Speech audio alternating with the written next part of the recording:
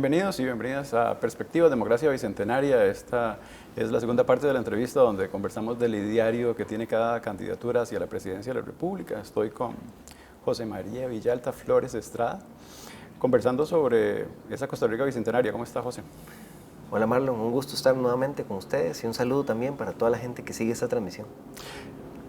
La Costa Rica Bicentenaria nos dio una gran cantidad de logros sociales. Usted se ha caracterizado por una preocupación a tono de las luchas. Esas luchas que han significado derechos humanos muchas veces. Dentro de su plan de gobierno, ¿cuáles son tal vez las claves más importantes que refuerzan esos logros sociales?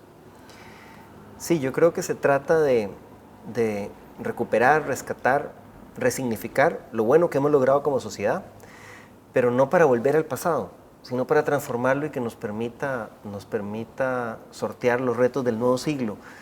Y eso pasa por resolver las graves desigualdades que nos están fracturando como sociedad, la desigualdad territorial, este Estado centralizado, este abandono del gobierno de las provincias costeras, de las zonas fronterizas, de las zonas rurales. Pasa por reducir, eliminar la pobreza extrema y reducir o erradicar la pobreza en Costa Rica. Costa Rica tiene las condiciones, produce la riqueza suficiente, tenemos las condiciones para dar un salto si logramos cambios en el sistema tributario, programas sociales más eficaces, una mejora en la distribución de la riqueza y una verdadera democracia económica. Tenemos la posibilidad de dar un salto a ser probablemente el primer país latinoamericano que logra realmente reducir o erradicar la pobreza. Esa tiene que ser una meta, yo creo que para todos los gobiernos, combatir frontalmente la corrupción, con una corrupción que nos impide alcanzar muchas metas de desarrollo y que provoca que se vayan por el tubo miles de millones que pagan las y los costarricenses. El tema de fortalecer y profundizar la democracia, pasar de una democracia de votar nada más, una democracia representativa a una democracia que canalice adecuadamente la participación ciudadana en la toma de decisiones, enfrentar la emergencia climática, y eso pasa por transformar la matriz energética, en el sistema del transporte con la mayor prioridad, pero en general un modelo de desarrollo verdaderamente sustentable que permita producir y dar valor agregado a nuestra producción, protegiendo nuestras bellezas naturales, a las comunidades que viven del uso de la biodiversidad, nuestras fuentes de agua. Tenemos un potencial inmenso. Costa Rica puede ser punta de lanza a nivel mundial en la producción de energías verdes, en un modelo de desarrollo que vaya erradicando los combustibles fósiles, donde nuestra población viva bien a raíz de servicios y actividades que dan valor agregado, como el turismo ecológico, la agricultura orgánica, la pesca sostenible, el valor agregado de esa producción. Tenemos un potencial real que se está desaprovechando. ¿Por qué José María Villalta es la persona más preparada para gobernar? Bueno, porque creo que tengo la posibilidad de dar los equilibrios y tomar las decisiones que en este país hace falta tomar. Tengo capacidad negociadora y lo he demostrado en la Asamblea Legislativa, en la fracción del Frente Amplio. Tenemos un diputado de 57 y hemos logrado la aprobación de muchas leyes de impacto. Por ejemplo, la reforma constitucional para proteger el agua. José María, pero en el pasado, cuando usted como candidato logró que llegaran 9 diputaciones, en ese momento, le debo ser honesto, la participación y la forma de acercarse a hacer alianzas no fue la misma. Bueno, pero también es cierto fue deficitaria. También es cierto que hemos aprendido como partido, hemos desarrollado una mayor experiencia. Y creo que hoy estamos mucho más preparados para enfrentar este reto. Es que, ¿sabe qué pienso? Además, lo pienso como un colectivo, no lo pienso como una versión unitaria de alguien que puede hacer las cosas. Y es ahí donde es muy importante cómo José María puede llevar a todo ese equipo a un gobierno.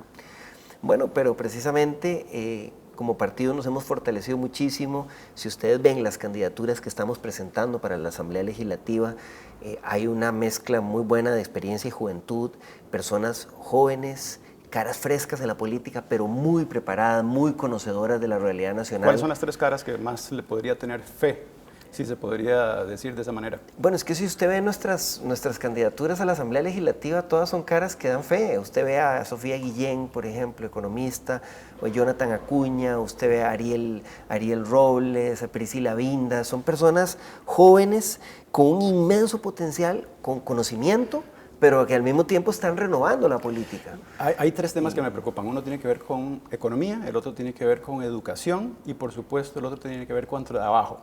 ¿Cuáles son las tres caras del Frente Amplio de llegar al Ejecutivo que podrían sacar la cara por el país? Bueno, tenemos en todas estas áreas equipos de trabajo. No los voy a personalizar en este momento porque es prematuro, ¿verdad? Ya esa pregunta me la han hecho 3 veces y creo que no es bueno para esos equipos empezar a personalizarlos, pero puedo decir con orgullo que nuestro plan de gobierno no es que se sentó ahí alguien a redactarlo para correr a presentarlo al tribunal, sino que fue trabajado por equipos en áreas temáticas de educación, de salud, de infraestructura, de lucha contra la corrupción, de derechos de las mujeres, de agricultura, de ambiente, ¿no? ¿Cuál va a ser la política de impuestos de José María? Vamos a promover la transformación del sistema tributario. Más que subir impuestos, se trata de sustituir unos impuestos por otros. Transformar los impuestos que tenemos para, por ejemplo, bajarle las cargas a las micro y pequeñas empresas, que es fundamental para la reactivación económica, y cerrar los portillos arriba para que... ¿Está hablando de ilusión? Sí, los portillos que permiten la elusión y la evasión fiscal de los más ricos, porque ese es el problema que tenemos. Usted sabe que hay una lista de empresas que reportan cero. ¿Cómo no voy a saberlo si nosotros logramos que esa lista se publicara? Bueno, Territorio Seguro hizo un trabajo extraordinario, José María. Y también nosotros. Pero se trata precisamente de cerrar esos portillos. Por ejemplo, esa lista está documentado en el informe de los papeles de Panamá, de la comisión que investigó el caso de los papeles de Panamá. ¿Usted va a poner el dedo en esa llaga? Por supuesto. Es que aquí no se trata de subirle impuestos a la clase trabajadora, se trata de cerrar esos portillos para que los que más tienen paguen más. ¿Sabe qué es lo que me preocupa? Que los propios contadores, los propios abogados estudian en universidades para saber cómo esas empresas pueden eludir. O sea, esas empresas hacen eso en derecho. ¿Cómo poder cambiar ese entramado con también grandes organizaciones que se han encargado de llevar esos casos?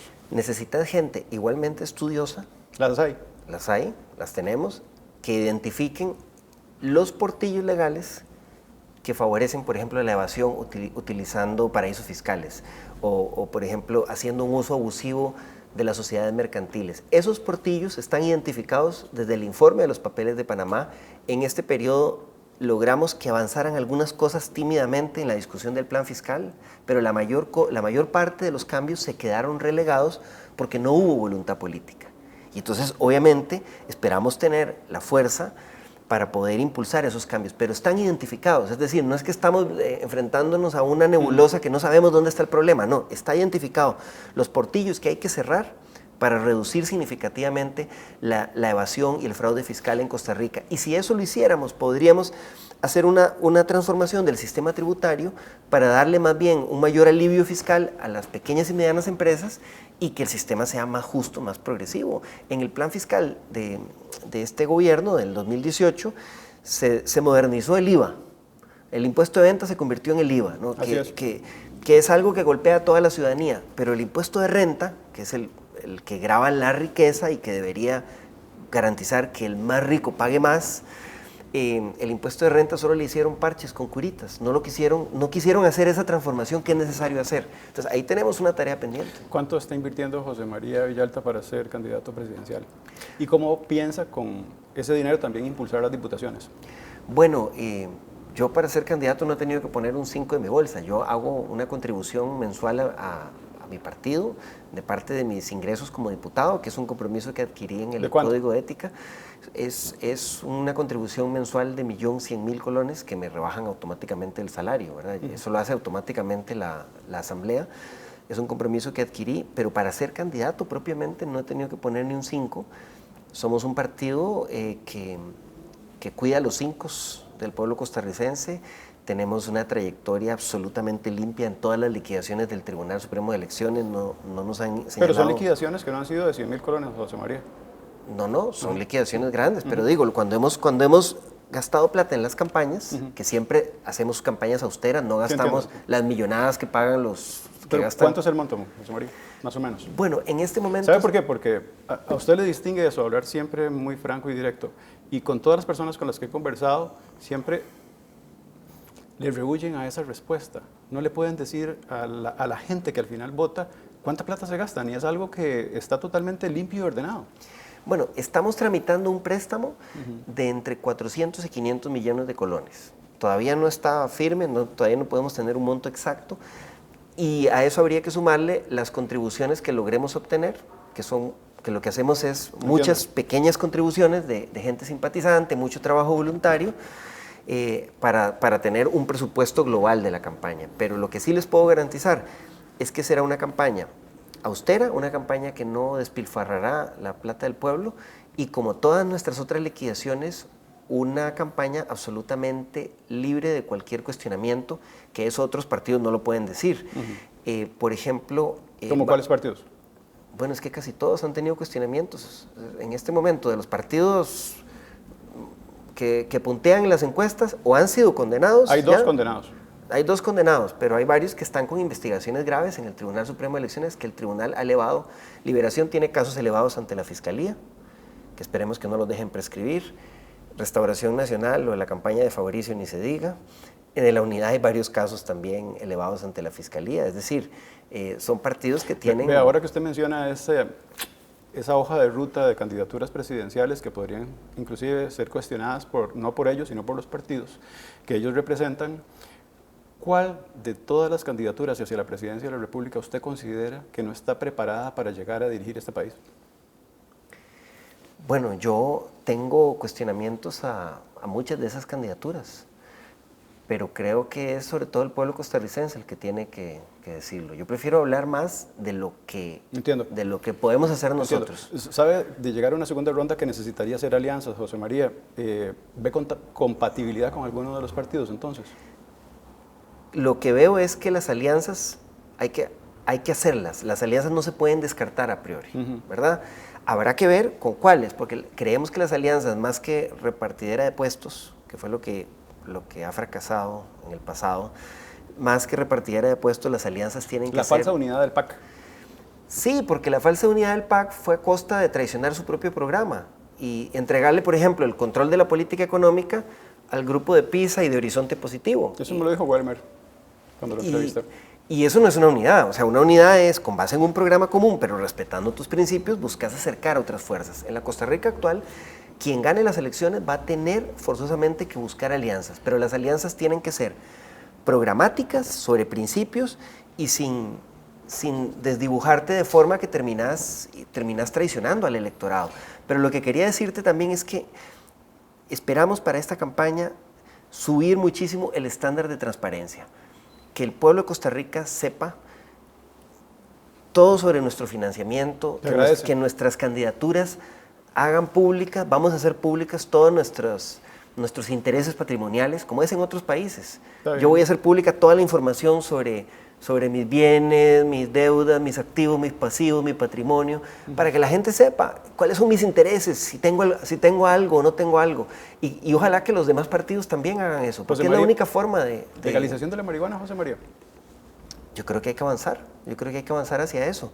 Ya dimos el paso fundamental con la ley del cannabis medicinal. Así es. Que está en la sala cuarta, esperamos que se resuelva pronto, y es una actividad que beneficia a la salud pública, pero que además puede generar reactivación económica real en zonas rurales.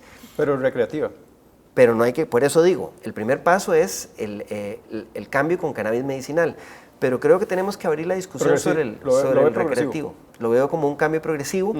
Estamos muy interesados en profundizar sobre la experiencia de Uruguay, que es un país que tiene muchas similitudes con Costa Rica y que hace poco, bueno, no tan poco, precisamente por eso dio ese salto. Yo estoy convencido de que la política de lucha contra las drogas, de criminalización en América Latina ha sido un fracaso rotundo. Lo que ha hecho es exacerbar la violencia que además se ensaña con los últimos eslabones de la cadena, muchachos jóvenes que mueren a los 17 años o que terminan en la Universidad del Delito. ¿Aborto, José María? con las vidas arruinadas. Creo que también tenemos que poner esa discusión sobre la mesa. Creo que no podemos seguir negando que las mujeres son seres humanos plenos. Si tuviera que decir aborto libre, ¿usted diría que sí o diría que no? Yo creo que hay que abrir la discusión y creo que hay que dar ese paso. ¿Eutanasia? También creo que las personas deben tener posibilidad a decidir sobre la muerte que quieren tener y sobre tener una muerte digna, por supuesto. Este es el ideario de perspectivas, aunque yo sé su respuesta. Petróleo, gas natural y oro. Eso sí sería un suicidio, Marlon, eso sí sería un retroceso, eso sería dispararnos en el pie.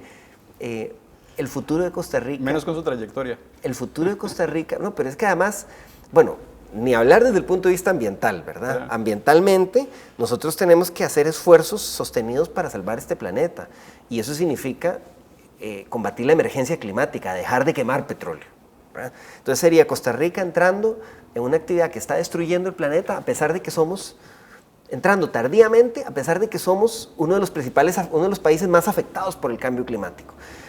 Lo que debería hacer Costa Rica a nivel internacional es exigir las compensaciones a los países que más contaminan por el daño que estamos sufriendo por la contaminación. Pero además, económicamente, algunos solo así entienden, ¿verdad? Yo creo que es suficiente con la defensa de la vida, pero como yo sé que no les basta, económicamente, Va a generar plata. el potencial de desarrollo de Costa Rica son las energías alternativas. Podemos ser pioneros mundiales porque tenemos condiciones únicas. Tenemos universidades y centros de investigación, tenemos una matriz eléctrica producida con fuentes renovables, prácticamente en un 100%. Tenemos agua, tenemos todos los elementos que se requieren, por ejemplo, para incursionar en el hidrógeno verde o en otras fuentes alternativas, en la energía solar. Tren eléctrico, José María. Por supuesto que necesitamos un tren eléctrico.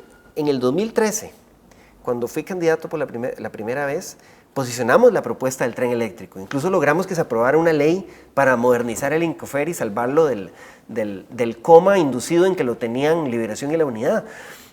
Pero bueno, ¿qué ha pasado? El problema es que este gobierno agarró ese proyecto, lo manoseó, dejó que se metieran intereses ahí cuestionables, y entonces es un proyecto que tiene muchas dudas en lo técnico y en lo financiero. Estado laico. Pero apoyamos el tren eléctrico. Lo que pasa es que queremos revisar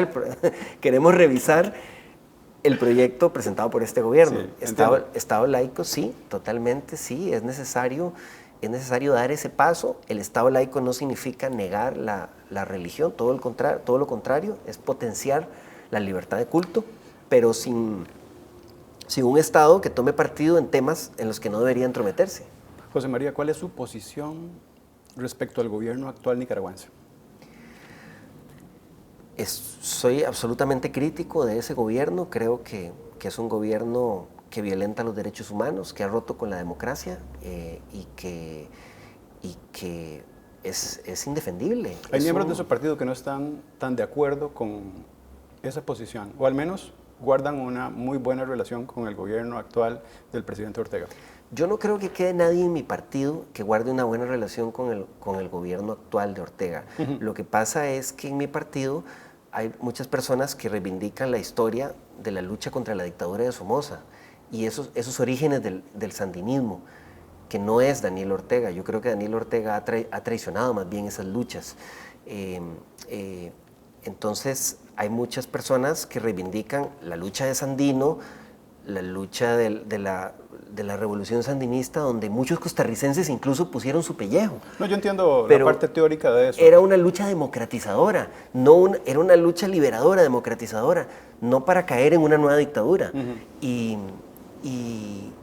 yo creo que esa es una diferencia fundamental. Nosotros, yo lo he dicho en otros programas, si yo viviera en Nicaragua, probablemente estaría dentro de la lista de presos políticos.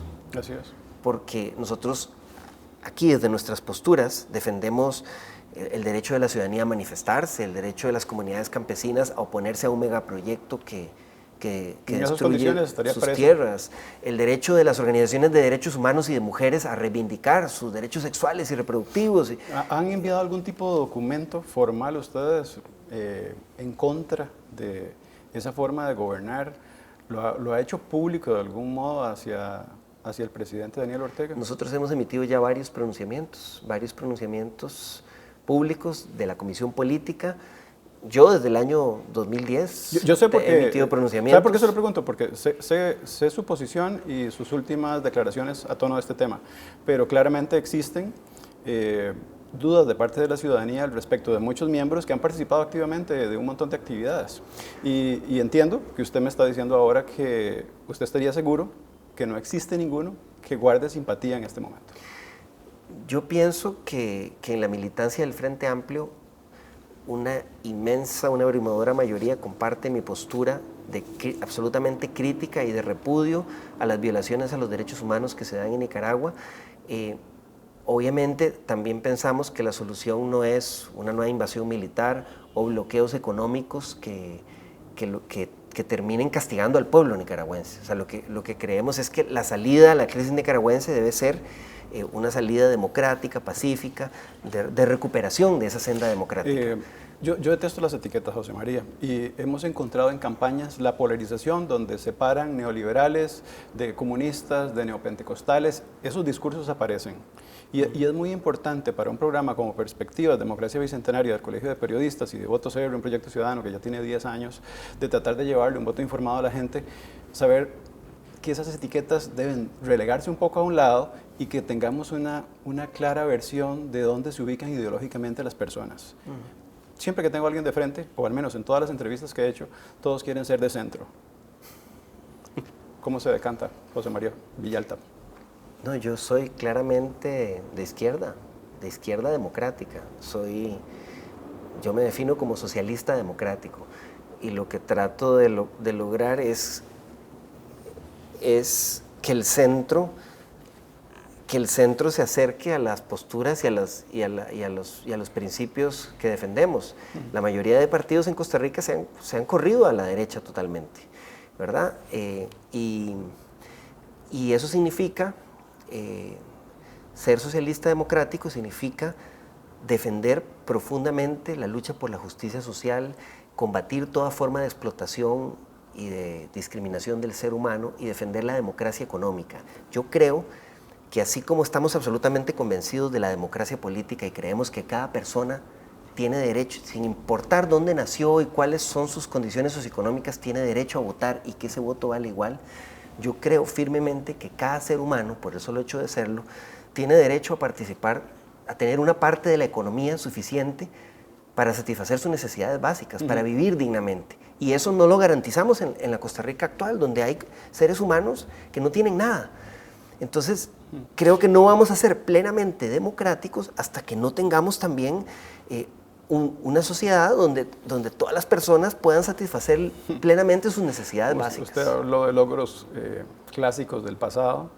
Si recordamos a Jesús Jiménez, 1869, seguramente le daría pena que la educación esté en peligro.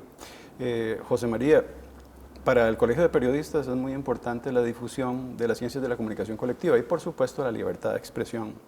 ¿Existe algún medio de comunicación que usted sienta que no debería consumirse?